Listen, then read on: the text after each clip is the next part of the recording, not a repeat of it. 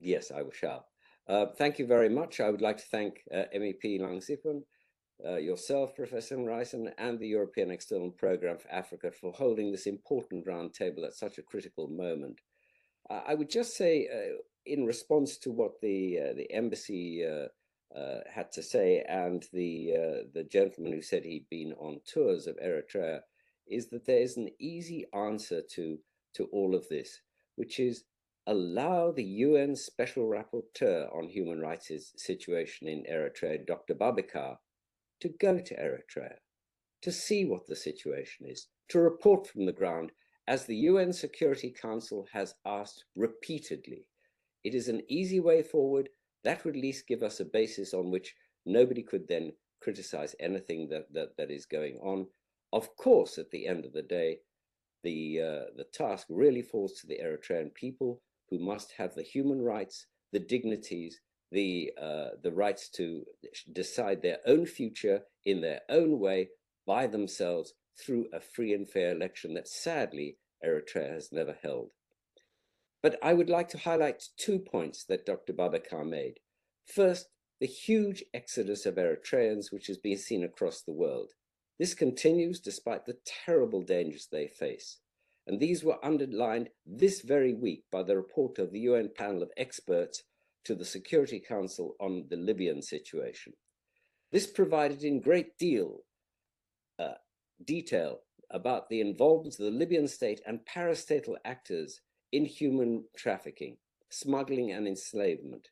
The key actors are named and their roles are explained, and Kai made it clear what some of those are. I just would like to quote from one section underlining the impact on European states. Quote, "The panel identified 8 human rights traffickers and migrant smuggling routes in Libya. These routes are operated by Libyan networks of human traffickers and smugglers with international and regional elements in 17 countries, including France, Germany, and Italy. Victims were constantly subjected to acts of enslavement, rape, sexual slavery, enforced prostitution, deliberate starvation and torture, as well as cruel and extremely degrading treatment. The panel found that these human rights abuses were committed in the course of organized criminal operations. These private trafficking networks were operated in collaboration with Libyan armed groups and used well-developed illegal enterprises in Libya and abroad with the aim of generating significant financial profits and other benefits for these actors." It's an extremely serious charge, and it is one that should be taken very seriously by the European Union.